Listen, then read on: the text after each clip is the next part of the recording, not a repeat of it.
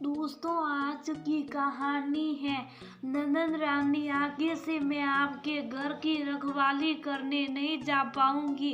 दोस्तों, कहानी शुरू करने से पहले अगर आपने चैनल को सब्सक्राइब नहीं किया हो तो कर लीजिए ताकि आपके पास पहुंच सके हर नया वीडियो।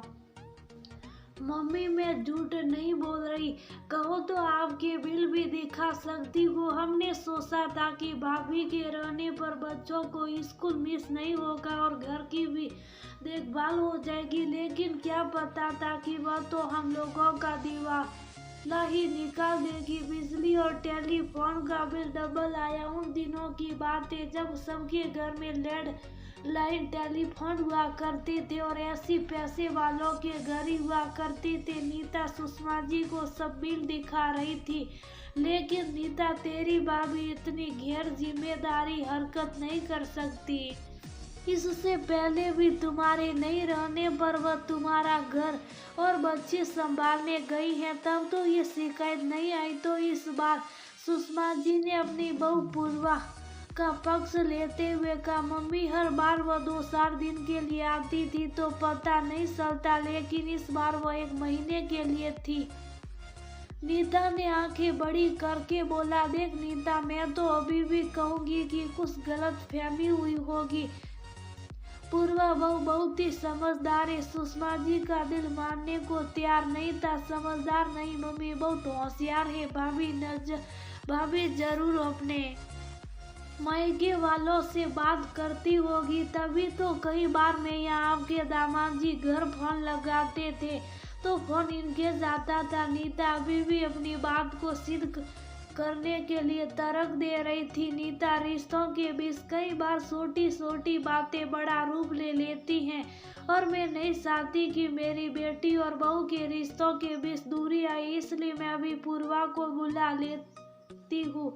वो तुम्हारी सभी गलतफहमी दूर कर देगी। सुषमा जी पूर्वा को आवाज देने लगी, रहने दो मम्मी, वो भला अपनी गलती क्यों मानेगी। आज तक शोर ने कभी स्वीकार किया है कि उसने कहाँ और कितनी सॉरी की। मैं तो बस ये बताने आई थी कि आगे से आप कभी भी भाभी को मेरे घर मत भेजिएगा। मैं किसी और को बुला लूंगी, लेकिन भाभी को नहीं। नीता ने गुस्से से कहा, यही अच्छा रहेगा दीदी कि आप किसी और को बुला लीजिएगा, क्योंकि ये इल्जाम सुनने के बाद मैं खुद आपके घर नहीं जाऊंगी। मैं यहाँ अपने घर का काम और मम्मी जी को अकेला छोड़कर आपका घर और बच्चे संभालने जाती हूँ और आप मेरे ऊपर गलत तोहमत लगा रही, माना मेरे ससुराल में टेलीफोन और ऐसी नहीं है, लेकिन आप भूल रही है कि मेरे मायके में ये सब सुविधा थी और शायद आपके यहाँ से भी पहले। तो मुझे अच्छे से पता है कि टेलीफोन और ऐसी कैसे और कितना इस्तेमाल करना चाहिए। आपने मेरे ऊपर इल्जाम बहुत ही आसानी से लगा दिया, लेकिन आपने क्या अपनी ननद से पूछा।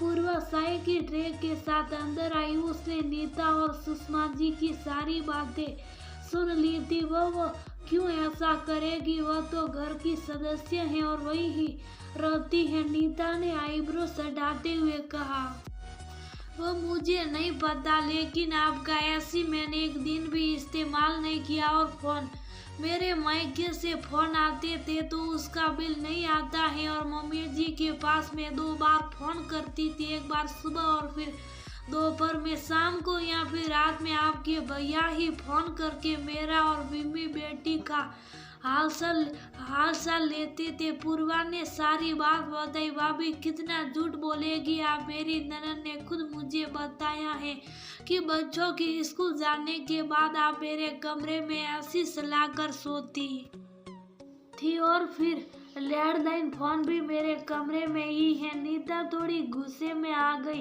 कितनी अजीब बात है नीता, तुझे आज अपनी उस ननद की बात पर भरोसा है जिसके भरोसे तू अपने बच्चों और घर की जिम्मेदारी एक दिन के लिए भी नहीं छोड़ सकती। पूर्वा के वहाँ जाने से मुझे और राजीव को कितनी ज्यादा परेशानी होती थी, ये तुझे भी पता है, फिर भी वह जाती थी और आज तू उस पर कितना गंदा इल्जाम लगा रही। सुषमा जी गुस्से से नीता को घूरते हुए बोली। सुषमा जी की बातें सुनकर पूर्वा की आंखों से खुशी के आंसू बहने लगे, क्योंकि आज उन्होंने अपनी बहू पर विश्वास किया। पूर्वा कमरे से बाहर गई और थोड़ी देर बाद एक लिफाफे के साथ अंदर आई। ये लीजिए दीदी, आपके नुकसान की भरपाई कर दी है। आपके घर 1 महीने रहने का रेंट, टेलीफोन बिल और बिजली बिल का पेमेंट है। आगे से मैं आपके घर की रखवाली करने नहीं जा पाऊंगी। मम्मी, मैं यहाँ पैसे लेने नहीं आई थी, मैं तो बस लिफाफे में पैसे देखकर नीता दुविधा में आ गई। शिकायत करने का मतलब यही था, अब ये पैसे लो और जाओ यहाँ से, सुषमा जी ने सख्त लहजे में कहा। नीता के जाने के बाद सुषमा जी पूर्वा से माफी मांगने लगती हैं। मुझे माफ कर दे बहू, बेटी दामाद अपने ऑफिस टूर पर रहते और मैं तुझे इनके बच्चों की देखभाल के लिए घर भेज देती थी, जबकि इस बात के लिए राजीव हमेशा मना करता था। उसने कहा था कि देखना मम्मी, एक दिन ये रिश्तों में दरार ले आएगा, और आज उसकी बात सही साबित हुई। मम्मी जी, आप माफी मत मांगिए, आपने तो आज मेरी इज्जत बढ़ा दी। मुझ पर अपना विश्वास दिखाकर पूर्वा सुषमा जी के गले लग गई। कुछ महीने बाद, मम्मी प्लीज मुझे माफ कर दीजिए, आप और भाभी सही थी, इस बार भी बिल दुगना या ये कहेगी दुगने से भी ज्यादा आया। ये सब मेरी ननद की करतूत थी। मेरे नहीं रहने पर वह दोस्तों को घर बुलाती थी और मेरे रूम में ही रहती थी, और फोन कॉल्स भी सब उसी के थे। इस बार टेलीफोन से नंबर सहित बिल मांगा तो पता चला, फिर उससे पूछा तो उसने सच बताया। नीता सुषमा जी के सामने सिर झुकाकर बैठी थी। मैंने तो पहले ही कहा था कि पूर्वा ने ऐसे नहीं इस्तेमाल किया होगा। उसे साइनस की समस्या है, बहुत ठंड में उसे परेशानी होती है, लेकिन तूने उस पर सीधे इल्जाम लगा दिया। माफी मुझसे नहीं, मेरी बहू पूर्वा से मांगो, जिस पर तुमने अविश्वास के कोड़े बरसाए। सुषमा जी गुस्से से बोली। सॉरी मम्मी जी, आप कहेगी तो दीदी को माफ कर दूंगी, लेकिन दिल से कभी नहीं। रिश्ते कांच की तरह होते हैं, एक बार टूट जाए तो उसे जोड़ नहीं सकते, और फिर आप भी कहती हैं कि टूटे। काश में नहीं देखना चाहिए। पूर्वा की बात सुनकर नीता सिर नीचे करके सोचने लगी कि मम्मी ने सही ही कहा था कि रिश्तों के बीच कई बार छोटी छोटी बातें बड़ा रूप ले लेती हैं।